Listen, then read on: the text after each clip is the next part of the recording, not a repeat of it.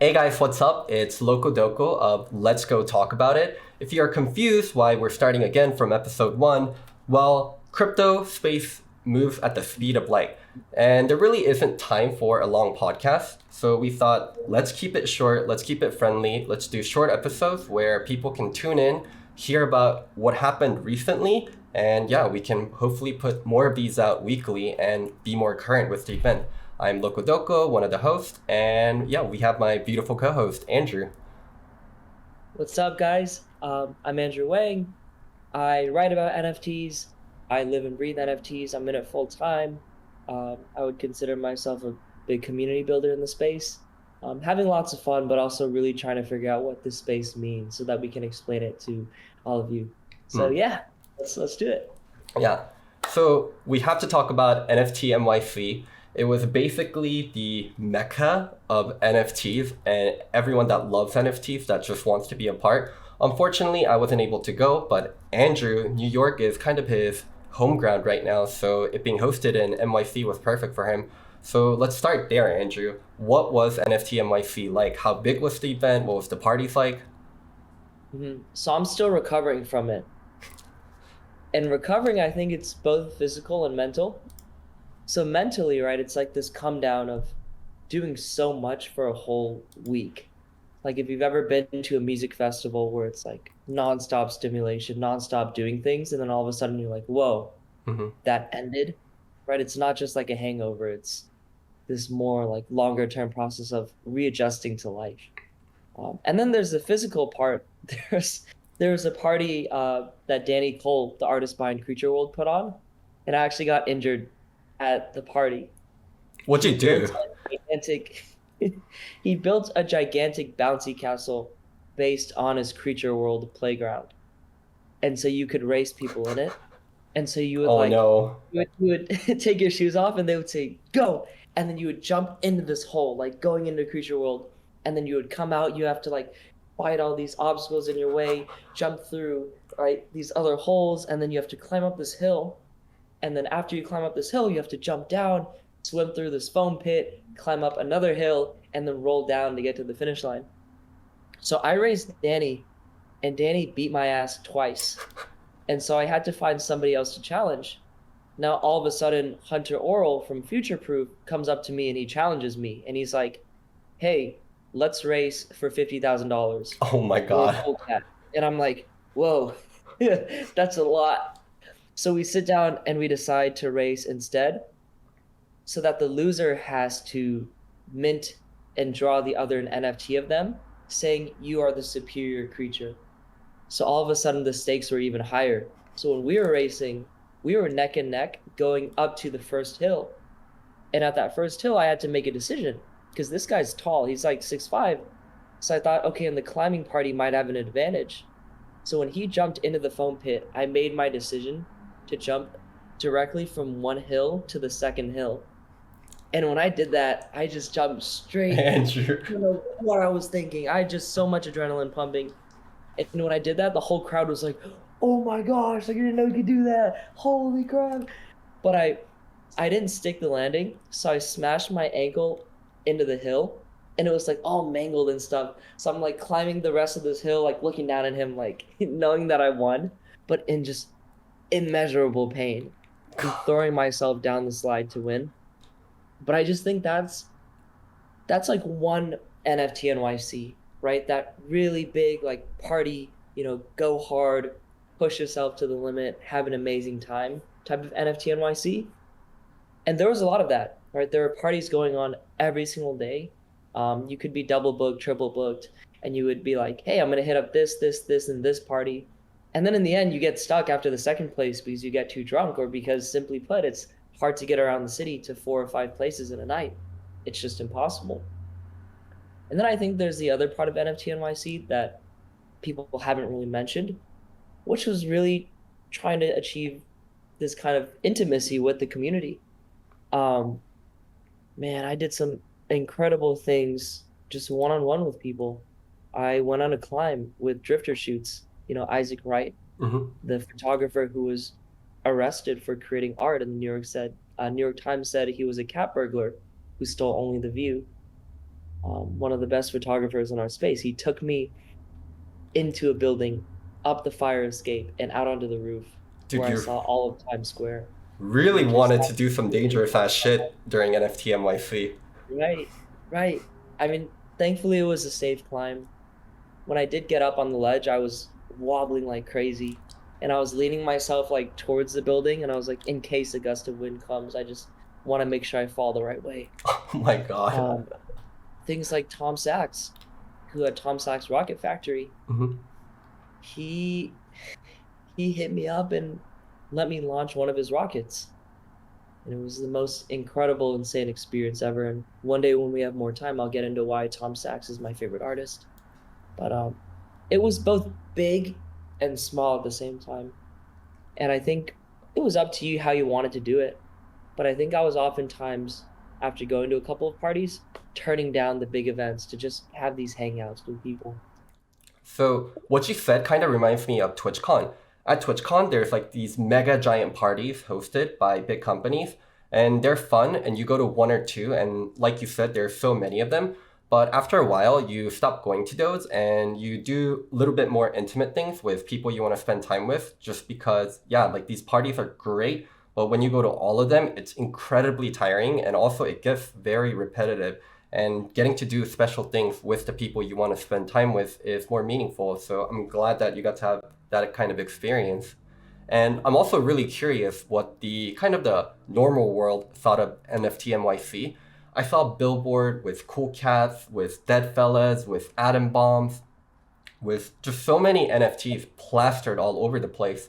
So yeah, I'm kind of curious. What did the outside world think? Like, did they see all those? Did people stop by? Did people ask? What was the kind of the scene like? Because when you go to things like Anime Expo, it's very easy to tell the insiders from the outsiders, especially when you go to like a Denny's later on after Anime Expo and you see all the cosplayers, you're like, oh, those people are from Anime Expo.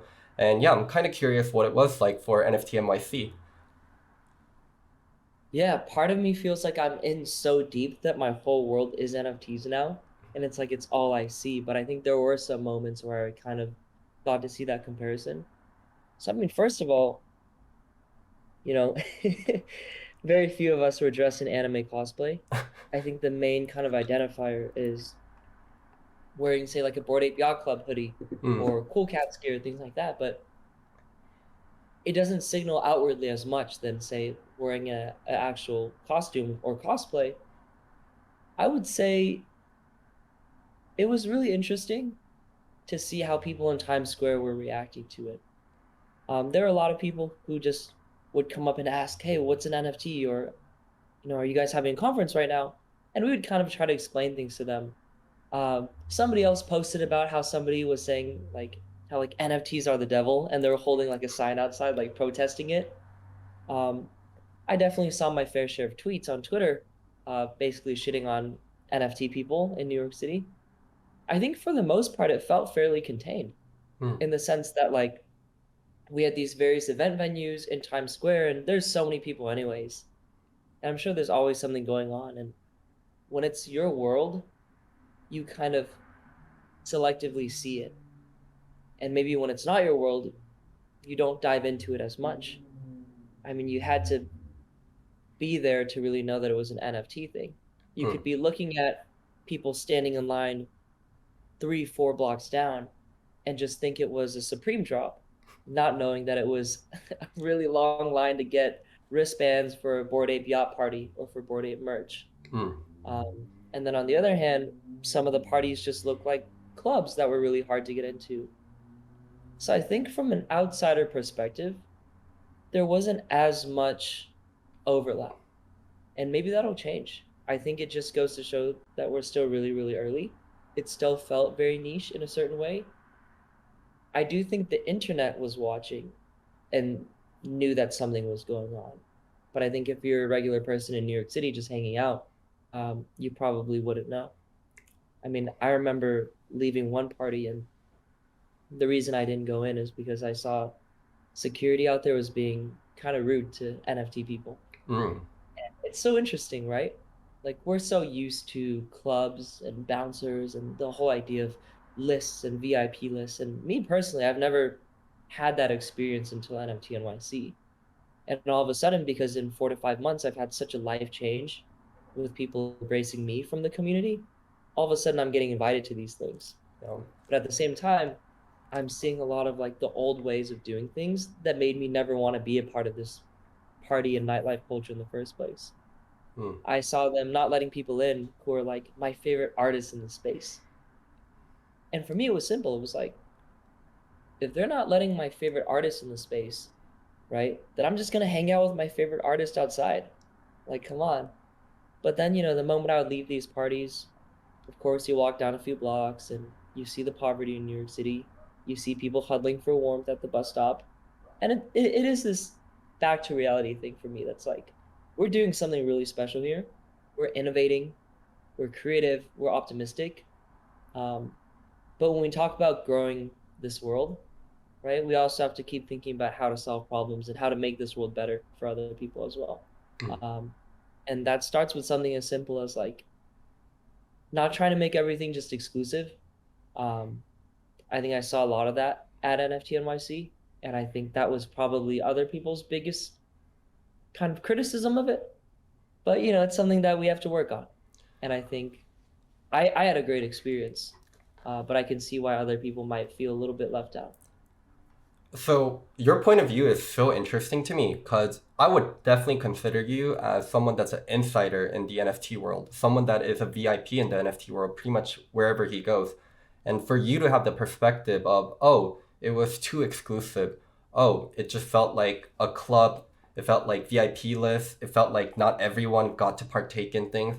And yeah, that's normally the point of view of someone outside looking in saying, oh, I didn't get to do X, Y, and Z, but you're the exact opposite. You would have gotten to do pretty much anything you want. You would have gotten to get into every single party, skip lines. You are Andrew Wang. And yeah, I'm kind of shocked that you have that perspective and that maturity to speak about it in that way. And that's very Web3 of you. That's very like community first of you. Right? It's like we have this saying now where we look at something and we're like, "That's very Web 2 of you," or "That's very Web 3 of you." you know, I think we're so used to doing things one way that when we have this new opportunity, sometimes it doesn't really seem like the easiest thing to do.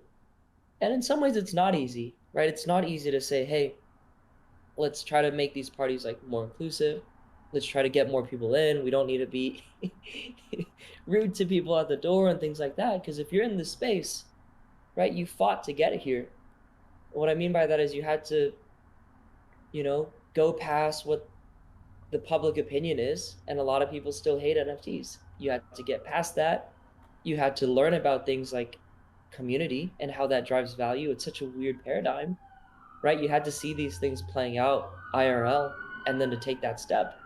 Like, you meet artists who would tell me stories about how they used to be in New York City and their apartment was just infested with cockroaches. And now all of a sudden they're one of the biggest artists in the space.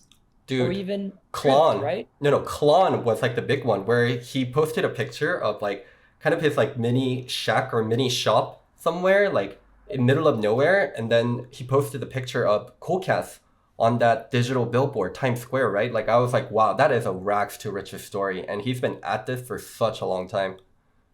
Right. And what I said about that Klon story was the first time Klon and I really like met up to hang out was at my place, and I had invited you and a few friends over. You remember that night? Yeah, And amazing sushi. Klon got there. Yeah, yeah. So when Klon got there, my mom was like, "Hey, is that the guy who drew your upside down cat?" And I said, "Yeah, that's him." And she said, "Oh, he's the one who changed your life." And the kind of moral behind that, I guess, is that even as Klon's life changed, and you see him being in this like hut that was rained out, and very few people are looking at his stuff, and it looks so makeshift, to having his cat in Times Square in one of the biggest, tallest billboards, is that in that process, that rags to riches story, so to speak, he took so many people along with him. He took me along with him, right? He helped me build a brand and build a community in the NFT space, right? He kind of gave me permission to be like, all right, you got the rarest cool cat, go all in on the space because you see me building too. You see my story. And now your story can be reflected in that. And that's what's so cool about this. We're not just celebrating people who became millionaires. We're celebrating people who brought that joy and wealth and knowledge to everybody else as they were coming up. It's such a crazy paradigm, but it just makes you want to be a good person, Yeah. right? Web3 is all about giving back to everyone and making sure everyone has ownership in it. Where, yeah, the very first collectible project, CryptoPunks, the devs, they only hold 1,000 CryptoPunks and all the 9,000 are free and people can take it. And now they're worth hundreds and thousands of dollars. And they're only worth that because people did something with it. Yes, CryptoPunks are very historically significant, but we as a community decided this is the project, this is what we want to rally around, and that's why it became valuable. And yeah, like the Cool Cat thing you mentioned, Cool Cat's amazing art, great artist, but if the community doesn't build on top of it, then Cool Cats isn't valuable, then Cool Cats doesn't become this project. And right now, that's kind of the motto for NFTs and the Web3 world. Give value to everyone, share. Don't be so corporate greedy. Don't fight for control. And if you can do that and the community really vibes with that, then you will create something of value. And yeah, that's really hard to achieve.